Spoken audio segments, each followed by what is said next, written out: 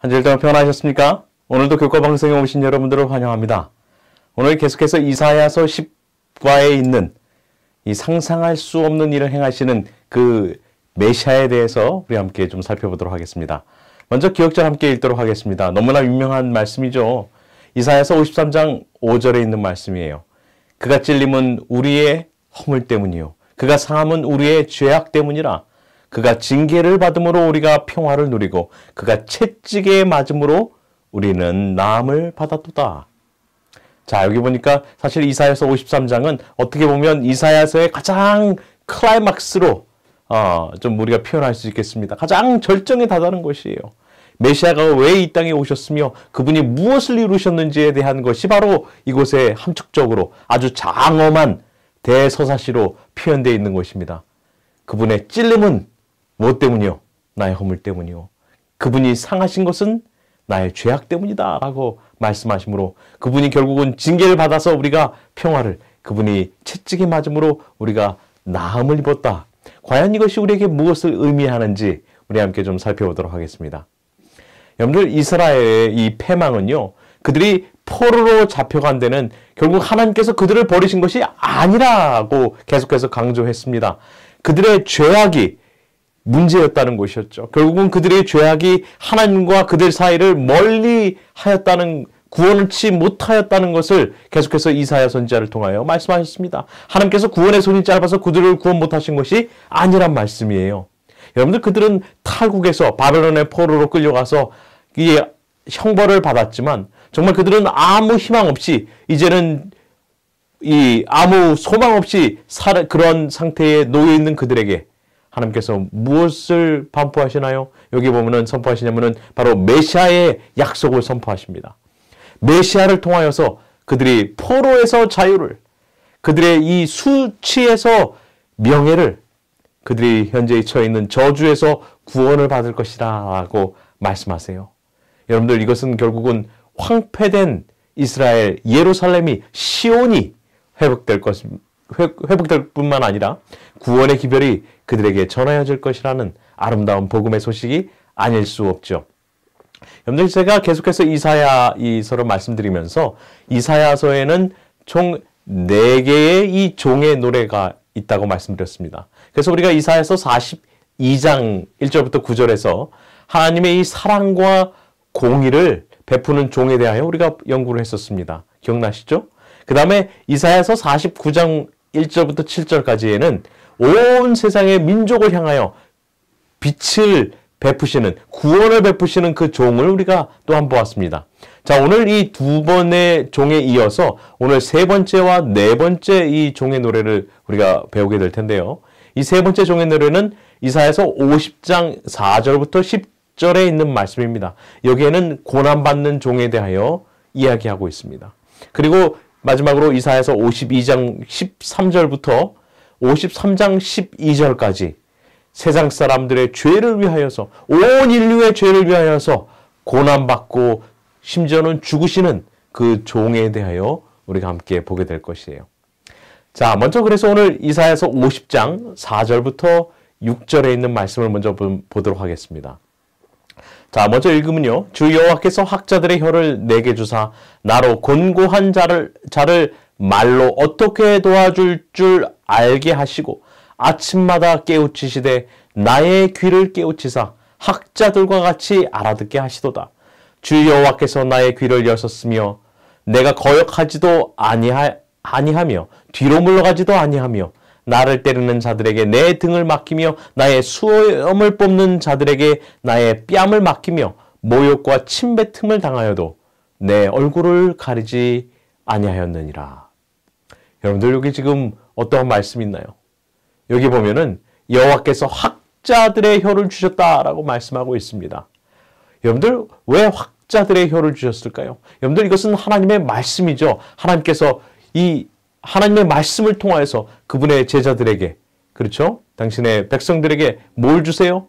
예수 그리스도를 통하여서 여기 보면은 곤고한 자를 말로 어떻게 도와줄 줄 알게 하시고, 여러분들, 우리는 모두 다 곤고한 자들이죠. 우리들에게 하나님께서 예수 그리스도를 통하여서 우리를 어떻게 도와줄지를 알게 하시기 때문에 어떻게 하세요? 여기 보니까 아침마다 깨우치세요. 그러면서 나의 귀를 깨우치시고 나의 귀를 여러분들 학자의 귀를 주세요. 학자의 말씀을 통하여서 학자의 혀를 통하여서 우리에게 깨닫는 영을 허락하십니다. 그러면서 알아듣게 하시는데 어떻게 하세요? 여기 보니까 나의 귀를 열주셨으므로 내가 거역하지도 아니하며 뒤로 물러가지도 아니하며 나를 때리는 자들에게 내 등을 맡기며 나의 수염 뽑는 자들에게 나의 뺨을 맡기며 모욕과 침뱉음을 당하여도 내 얼굴을 가리지 아니하였느니라. 우리 주님께서는 이것을 위하여서 어떻게 하셨어요? 때리는 자들에게 등을 그대로 맡기셨어요.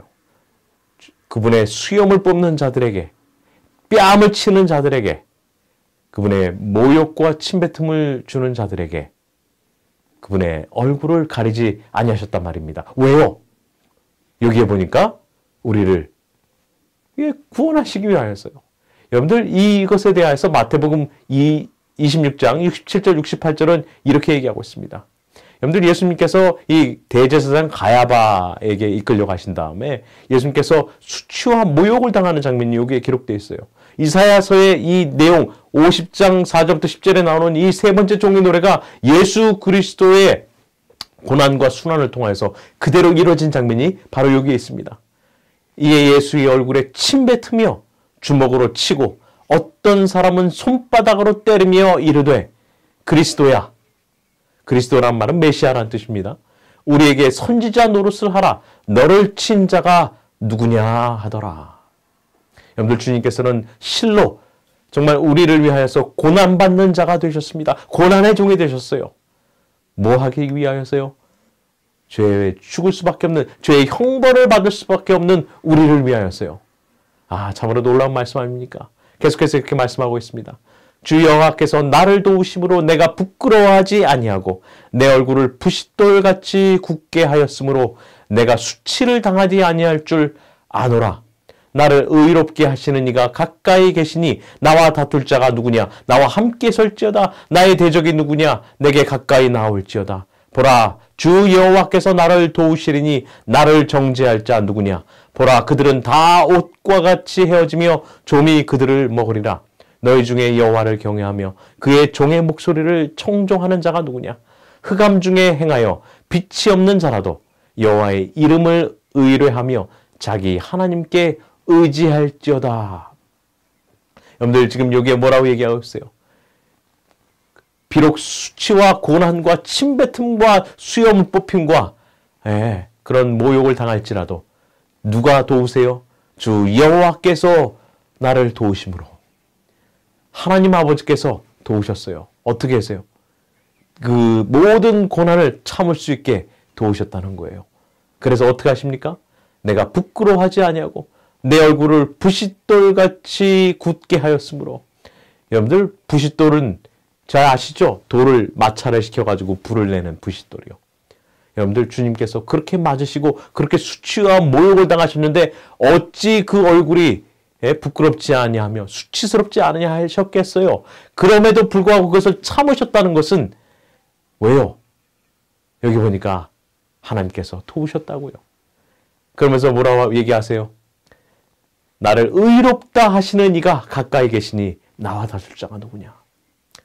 주님께서 받으신 형벌은 당신의 죄나 어떤 범죄 때문에 당하신 것이 아니었기 때문에 이것이 가능했습니다. 그분은 의로우신 분이셨어요. 죄가 없으신 분이셨습니다. 그럼에도 불구하고 우리의 죄를 대신하여서 우리가 당할 수치를, 우리가 당할 모욕을 대신하여서 당하셨다는 말씀인 것이죠. 그러면서 이렇게 반포하십니다. 나와 대적할 자가 누구냐? 그러면 뭐라 그래요? 내게 가까이 나올지어다. 보라, 주 여호와께서 나를 도우시리니 나를 정죄할 자가 누구냐?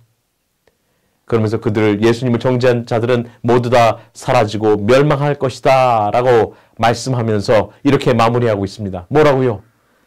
흑암 중에 행하며 빛이 없는 자라도 여호와의 이름을 의뢰하며 자기 하나님께 의지할지어다.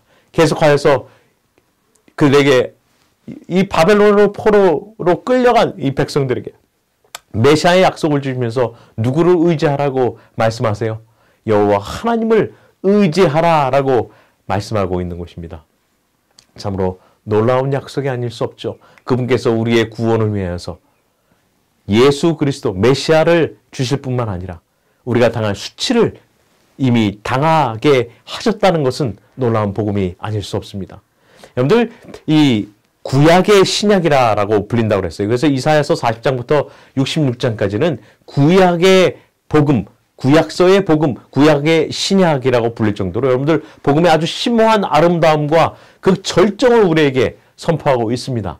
특히 이사야서는 이 메시아의 잉태, 또 그분의 탄생, 그분이 이새의 아들로 다윗의 후손으로 오실 뿐만 아니라 주님께서는 이 바벨론으로 포로로 끌려가고 정말 아무 희망 없는 자들에게 그들에게 회복뿐만 아니라 해방을 선포하시는 분임과 동시에 그분은 우리를 위하여서 고난받으실 뿐만 아니라 죽으실 것에 대한 선포가 이곳에 나와 있는 것입니다. 이 절정의 순간, 정말 이 기름 부음 받은 자의 죽음, 그분의 죽음은 그분의 죄 때문이 아니에요. 누구 죄 때문이요? 우리의 죄 때문이에요. 나의 죄 때문이에요. 나의 구원을 위한 하나님의 뜻, 그것이 그분의 희생이었다고 이야기하고 있습니다. 그래서 오늘 이제 우리가 네 번째 종의 노래, 이사야서 52장 13절부터 53장 12절에 있는 내용을 우리 함께 살펴보면서 이 말씀 한번 좀 깊이 묵상해 보도록 하겠습니다. 자, 이렇게 이야기하고 있어요. 보라, 내 종이 형통하리니 받들어 높이 들려서 지극히 존귀하게 되리라. 전에는 그의 모양이 타인보다 상하였고 그의 모습이 사람들보다 상하였으므로 많은 사람이 그에 대하여 놀랐거니와 그가 나라들을 놀라게 할 것이며 왕들은 그로 말미암아 그들의 입을 봉하리니 이는 그들이 아직 그들에게 전파되지 아니한 것을 볼 것이요 아직 듣지 못한 것을 깨달을 것임이니라. 여러분들 지금 보세요. 바벨론으로 포로로 끌려갔고요. 지금 그들은 고난받고 수치와 모욕을 당한 상태에 있습니다. 근데 이 미사야를 통하여서 어떤 말씀을 주세요? 내 종이 형통할 것이다 라고 말씀하세요. 아니 지금 그들에게 무엇이 도대체 형통할 수 있단 말입니까? 여러분들 여기서 지금 형통이라는 것은 여러분들 형통은 모든 것이 잘 되고 그렇죠? 모든 것이 평안하고 정말 모든 것이 풍요로운 것을 우리는 형통이라고 이야기합니다. 그것이 우리가 이야기하는 복이라고 하는 것이에요. 근데 지금 여기 보니까 여러분들한테 고난을 받는데 그것이 형통이라고 말씀하려고 있어요. 그것이 어떻게 형통이 될 수 있냔 말입니까? 여러분들 여기에서 말씀하는 것은 이 세상적인 형통이 아니에요. 세상적인 형통은 내가 대박이 나 있죠. 내가 모든 일이 다 잘 돼서 정말 아무 근심과 걱정이 없는 것을 이야기하지만 거기서 여기 성경에서 이사야서에서 말씀하는 형통은 그것이 아닙니다. 성경에서 이사야서에서 말씀하고 있는 형통은 고난이 없는 형통이 아니라 죄 사함을 받는 그래서 주께서 나를 구속하시는 대속함을 받는 것이 형통이라고 말씀하고 있는 것이에요. 그것이 바로 진정한 성경이 말하는 형통이라는 것이죠. 여러분들 요셉의 형통이 그런 것 아닙니까? 요셉이 사랑하는 아들에서 노예로 팔려가고 그리고 죄수로 강등될지라도 주님께서 그와 함께 하심을 통하여서 그것이 그의 삶의 형통함이 되지 않았습니까? 주님께서 계획하시는 형통은 바로 이런 형통이에요. 여러분들 놀랍지 않습니까? 결국은 그것을 통하여서 하나님의 뜻을 이룸을 통하여서 그들의 죄에서 돌이켜 구원의 길로 돌아서는 것이 하나님의 형통이라는 것입니다. 그래서 고난이 내게 있을지라도 그것은 나의 형통이 된다는 것이에요. 물론 세상적인 축복이 하나님의 뜻이면 여러분들 그것이 여러분들의 삶에 이루어질 수도 있지요. 하지만 하나님께서 원하시는 형통은 많은 경우에 있어서 그런 형통이 아니란 것입니다. 여기 보니까 뭐라 그래요? 그의 모양이 타인보다 상하였고 그의 모습이 사람들보다 상하였다. 여러분들 주님께서 이 땅에 오셔가지고는 아주 볼품없는 그런 외모로만 오셨을 뿐만 아니라 정말 상하고 그리고 아픔과 고난과 질고를 겪는 그러한 분으로 오셨다는 것이에요. 그렇기 때문에 사람들이 어떻게 돼요? 여기 보니까 많은 사람이 그에 대하여 놀랐거니와 그가 나라들을 놀라게 할 것이라 라고 말씀하고 있습니다. 많은 세상 사람들은 그렇게 메시아, 정말 이 세상을 형통케 하시기 위하여 오신 분께서 그렇게 많은 고난과 질고를 지셔야 될 것을 이해하지 못했어요. 그것 때문에 그들은 놀랄 수밖에 없었다는 것입니다. 여러분들, 세상은요, 메시아를 볼 때에 이해하지 못하였습니다. 예수 그리스도의 사역을 이해하지 못하였어요. 그들이 원하였다는 것은 정치적이요, 그들의 이 속박에서 그들을 구속하여 줄 뿐만 아니라 그들이 정말 온 세상에 최고로 으뜸가는 나라가 되는 것이 그들의 소망이었지. 정말 그들의 모든 그들을 올감했던 죄의 굴레가 그들을 해방시켜주고 그것으로부터 형통케 됨을 받는 것이 그들의 진정한 이 구원인 것을 그들은 깨닫지 못하였던 것입니다. 그것이 메시아의 사역인 것을 이해하지 못하였어요. 여러분들 빌립보서 2장 9절부터 11절은 진정한 형통에 대하여 이렇게 얘기하고 있습니다. 여러분들 빌립보서 2장 굉장히 유명하죠. 예수 그리스도께서 고난을 받으시고 정말 십자가의 겸손을 이루신 것을 말씀하면서 그 이후에 이렇게 이야기하고 있습니다. 이러므로 하나님이 그를 지극히 높여 모든 이름 위에 뛰어난 이름을 주사 하늘에 있는 자들과 땅에 있는 자들과 땅 아래에 있는 자들로 모든 무릎을 예수의 이름에 꿇게 하시고 모든 입으로 예수 그리스도를 주라 시인하여 하나님 아버지께 영광을 돌리게 하셨느니라. 여러분들, 이것이 진정한 형통 아니겠습니까? 하나님 아버지께서는 예수 그리스도 이 고난받는 종을 통하여서 이러한 영광을 받으시기를 원하셨다는 것이죠. 여러분들, 얼마나 놀랍 말씀 아닐 수 없습니다. 그렇기 때문에 여러분들, 우리가 면류관 받기 전에 먼저 우리는 십자가가 선행되어야 돼요. 시대소망 422페이지에는 이렇게 말씀하고 있습니다. 면류관이 있기 전에 십자가가 와야 한다. 그들이 예수와 더불어 협의한 주제는 그리스도께서 왕으로 즉위하시는 일이 아니라 예루살렘에 있을 죽음에 대한 것이었다. 인간의 연약함을 지니시고 그 슬픔과 죄짐을 지신 예수께서는 사람들 사이를 홀로 걸으셨다. 다가올 시련의 흑암이 그를 억누를 때에 그는 자기를 알지 못하는 세상에서 고독을 느끼셨다. 아, 정말 주님께서는 얼마나 외로우셨을까요? 얼마나 답답하셨을까요? 자, 그런데 여기에 그분의 고난에 대하여서 다시 계속해서 53장 1절부터 4절까지 이런 말씀이 있습니다. 우리가 전한 것을 누가 믿었느냐? 여호와의 팔이 누구에게 나타났느냐? 그는 주 앞에서 자라나기를 연한 순 같고 마른 땅에서 나온 뿌리 같아서 고운 모양도 없고 풍채도 없은즉 우리가 보기에 흠모할 만한 아름다운 것이 없도다. 그는 멸시를 받아 사람들에게 버림받았으며 간고를 많이 겪었으며 질고를 아는 자라. 마치 사람들이 그에게서 얼굴을 가리는 것 같이 멸시를 당하였고 우리도 그를 귀히 여기지 아니하였도다. 그는 실로 우리의 질고를 지고 우리의 슬픔을 당하였거늘 우리는 생각하기를 그는 징벌을 받아 하나님께 맞으며 고난을 당한다 하였느니라. 여러분들, 여기에 두 질문이 먼저 선행되고 있습니다. 우리가 전한 것을 누가 믿었느냐? 여호와의 팔이 누구에게 나타났느냐? 그러면서 뭐라고 얘기하고 있어요? 그는 주 앞에서 자라나기를 연한 순 같고 마른 땅에서 나온 뿌리 같다라고 얘기하고 있습니다.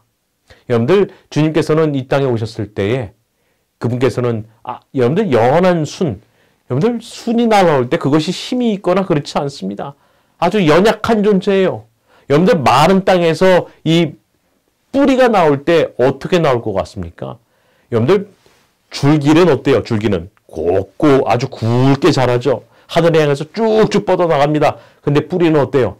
뿌리는 수분을 찾아서 구불구불 있는 곳으로 나가지 않습니까? 여러분들, 뿌리를 보고 멋있다고 그러는 사람이 없죠. 아주 고든 줄기가 쭉쭉 높은 하늘로 뻗은 그러한 이 풍채와 외모를 가진 분이 아니셨어요. 예수님께서는 뿌리와 같이 보잘것없는 정말 마른 땅에 나온 뿌리. 그러니까 여러분들 어떻겠습니까? 얼마나 구부러지고 얼마나 보기가 그렇게 썩 좋아 보이지 않냐는 그러한 모습이었다는 거예요.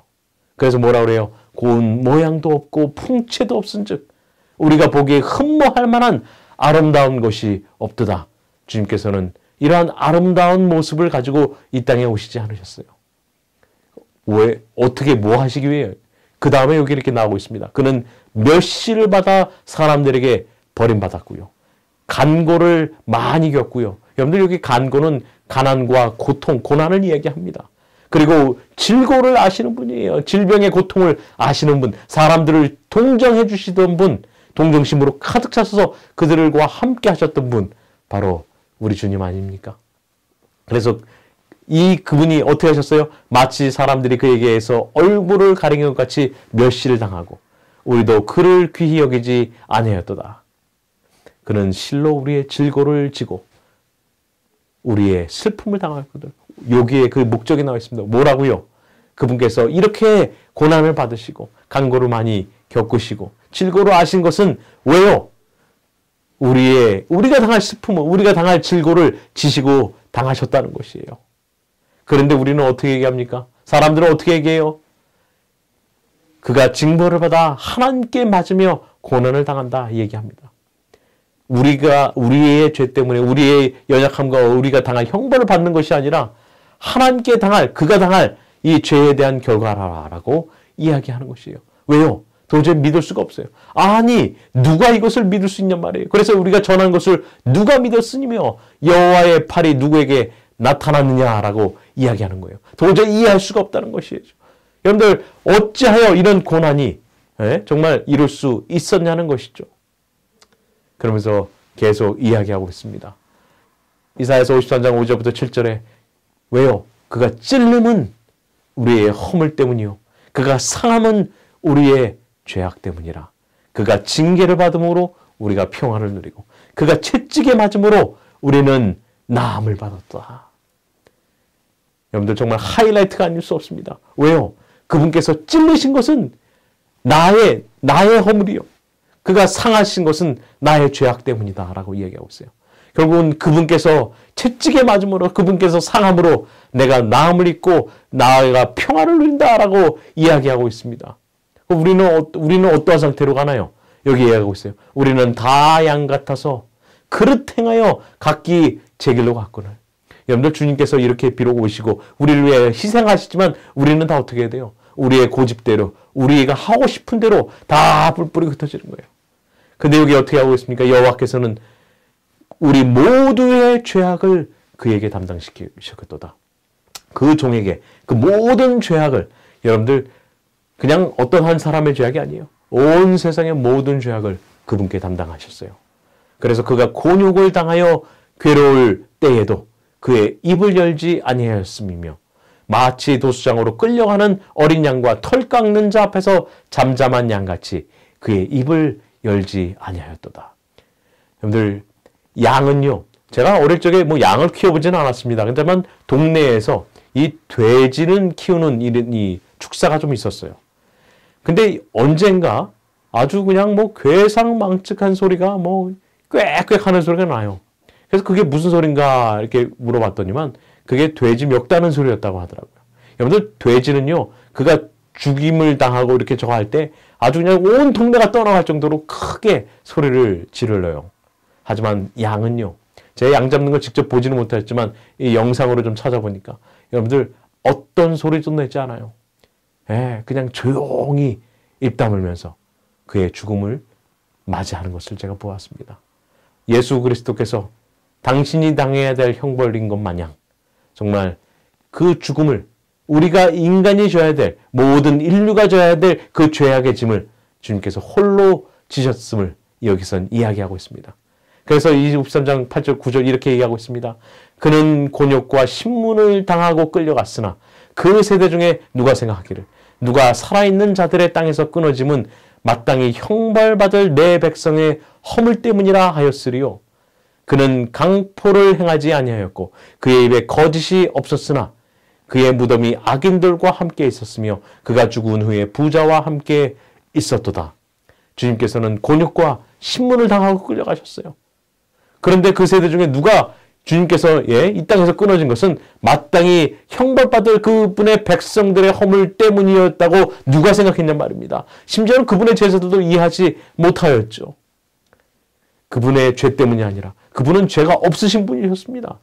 그가 그렇게 당하신 것은 우리가 받을 그들이 당해야 될 죄의 결과를 당하셨기 때문이었죠. 결국은 여기의 말씀처럼 어떻게 되셨어요? 예수님께서는 모든 죄인들이 죽을 수밖에, 이 죽음의 결과, 죄의 삭슨 사망이라고 한 그 무덤에 함께 놓이셨지만 주님께서는 그 부자와 함께, 여러분들 예수님께서 돌아가신 다음에 어디 가셨어요? 요르마대 사람 요셉의 무덤에 가시지 않았었습니까? 결국은 이 이사야의 예언이 그대로 예수 그리스도를 통하여 성취된 것을 우리가 보게 되는 것입니다. 하나님의 놀라운 은혜 172페이지에서는요. 이것에 대하여 이렇게 설명하고 있습니다. 우리를 위해 얼마나 큰 값이 치러졌는가. 십자가와 희생제물로 거기에 달리신 분을 보라. 못 박힌 그 손을 보라. 굵은 못으로 나무에 고정된 그분의 발을 보라. 그리스도께서는 우리의 죄를 그분의 몸에 짊어지셨다. 그 고통과 고뇌가 우리의 구원을 위한 값이었다. 여러분들 우리가 십자가를 묵상하면 묵상할수록 정말 주님의 놀라운 사랑을 우리가 깨닫는 이유가 바로 거기에 있는 것입니다. 자, 계속해서 이사야서 53장 10절부터 12절 있는 말씀은 이렇게 얘기하고 있습니다. 여호와께서 그에게 상함을 받게 하시기를 원하사 질고를 당하게 하셨은즉 그의 영혼을 속건제물로 드리기에 이르면 그가 씨를 보게 되며 그의 날은 길 것이요 또 그의 손으로 여호와께서 기뻐하신 뜻을 성취하리로다. 그가 자기 영혼에 수고한 것을 보고 만족하게 여길 것이라.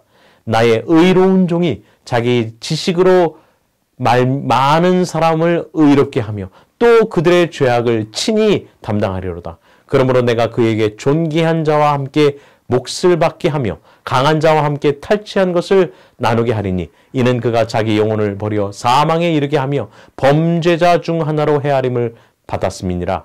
그러나 그가 많은 사람의 죄를 담당하며 범죄자를 위하여 기도하였느니라. 여러분들 여기서 여호와께서 그가 상함을 받게 하시기 위해서 질고를 당하게 하셨다. 주님, 우리 하나님 아버지께서는 예수 그리스도를 우리의 질고를 위하여 그분은 고난과 수치를 당하셨다라고 얘기하고 있습니다. 여기서 특별히 그 표현된 것이 바로 뭐예요? 속건제. 그분을 속건제물로 드렸다라고 얘기하고 있습니다. 여러분들 이 레위기서에 보면 여러 가지 제사에 대하여 얘기하고 있습니다. 속죄제와 번제와 화목제와 속건제와 이런 여러 가지 제사법들이 나와 있어요. 특별히 여기서 속건제는요. 이것은 다른 사람에 대한 이 고의적인 허물을 위해서 드리는 이런 제사 중에 하나였습니다. 여러분들 예수님께서도 말씀하셨죠. 너희가 예물을 드리다가 내 형제들에게 원망을 들을 만한 일이 생각나거든 어떻게 하겠어요? 그것을 예물을 그대로 두고 가서 형제에게 형제 어떻게 하고 화목하고 돌아와서 주님께 예물을 드리라라고 말씀하셨어요. 여러분들 죄에 대한 충분한 보상이 있은 후에야 주님 하나님께서 희생제물의 그 제사를 받으셨다는 것이에요. 그러니까 여러분들 그 이전에 이야기했던 그런 예수 그리스도의 희생이 이제는 이해가 되는 거예요. 주님께서 이미 우리를 위하여서 보상뿐만 아니라 희생까지도 다 이루셨다는 것이죠. 그래서 우리를 주님께서 예수께서 우리를 위한 속건제물이 되신 것이에요. 그러면서 그가 씨를 보게 되며 그의 날은 길 것이다 라고 말씀하고 있는 것입니다. 여러분들 주님께서 우리를 위한 씨앗이 되지 않으셨습니까? 그분의 씨, 하나님의 남은 백성들이 돌아오게 되지 않습니까? 그래서 여호와께서 기뻐하시는 뜻을 성취하셨다라고 이야기하고 있는 것이에요. 여기 보니까 나의 의로운 종이 자기 지식으로 많은 사람을 의롭게 하며 또 그들의 죄악을 친히 담당하리로다. 주님께서는 실로 정말 우리를 위하여 정말 여기에 보면 우리 죄악을 친히 당신의 목숨으로 담당하셨다라고 말씀하고 있는 것입니다. 그러면서 여기 마지막 편에 뭐라고 얘기했습니까? 그가 많은 사람의 죄를 담당하며 범죄자를 위하여 기도하였느니라. 주님께서는 우리를 그냥 버려두지 않으셨어요. 우리를 위하여서 끝까지 기도하고 붙들어 주시는 이 모습을 보고 있습니다. 예수님께서 십자가에 달려 들어가시기 전에 겟세마네 동산에서 우리를 위하여 기도하셨을 뿐만 아니라 지금도 죽으시고 부활하신 이후에도 그 하늘 성소에서 나의 죄를 위하여서 여러분과 나의 죄를 위하여서 하나님 앞에서 봉사, 중보의 기도를 하고 있는 그러한 모습을 우리가 살펴보게 되는 것이죠. 여러분들 가룟복음 기별 1권 302페이지에는 이렇게 얘기하고 있습니다. 하나님의 정부의 율법은 하나님의 독생자의 죽음으로써 높임을 받아야만 했다. 그리스도께서는 세상에 죄의 짐을 지시게 되셨다. 우리가 구원을 받을 수 있는 것은 오직 하나님의 아들을 그러한 성육신과 사망을 통해서이다. 그분은 신성으로 견디셨기에 그 고난을 참으실 수 있었다. 또한 주님은 불충성의 오점이나 죄가 전혀 없으셨으므로 인내하실 수 있었다. 그리스도께서는 징벌의 공의를 짊어지시고 인류를 위하여 승리하셨다. 주님께서는 율법을 높이고 고결하게 하심으로 인류에게 생명을 보증하셨다. 여러분들 얼마나 놀라운 말씀입니까? 메시아, 우리를 위하여 메시아를 주신 것은 바로 이 구원에 동참케 하심을 우리가 깨달아야 될 것입니다. 주님께서는 우리가 당할 형벌을 이미 받으셨습니다. 우리가 당할 죄의 결과를 이미 받으셨어요. 그렇기 때문에 우리는 주님께 나오면 됩니다. 이 기름 부음 받은 자라는 뜻의 메시아. 여러분들 이것이 우리의 사명이 되어야 되지 않겠습니까? 주님께서 그리스도를 성령으로 충만하게 하셔서 이 세상을 향하여서 정말 복음의 기별을 선포하셨듯이 오늘 우리의 삶 가운데도 주님께서 부어주시는 성령의 충만하심을 통하여서 정말 우리가 기름 부음 받은 자 되어서 우리가 이 아름다운 이사야 53장의 이 기별을 온 세상에 전해야 되지 않겠습니까? 오늘 그러한 사명이, 그러한 원함이 우리의 삶에 있게 되기를 바라면서 말씀을 마치도록 하겠습니다. 기도하겠습니다. 하나님 아버지, 오늘 우리를 위하여 돌아가신 예수 그리스도의 희생을 생각할 때에 정말 우리는 감탄에 맞지 않을 수 없습니다. 주님, 우리가 손들고 주 앞에 나오니 이 시간 우리를 받아주시며 정말 의롭게 해주시는 하나님의 의를 통하여서 정말 우리가 주님 안에서 새롭게 태어나는, 그래야 주님의 이 몸된 교회와 또한 복음을 전파하는 주님의 아름다운 종우의 삶을 사는 우리 모두가 되게 하여 주시옵기를 예수 그리스도의 이름으로 기도합니다. 아멘. 감사합니다. 계속해서 즐거운 토요일 시간 되길 바랍니다.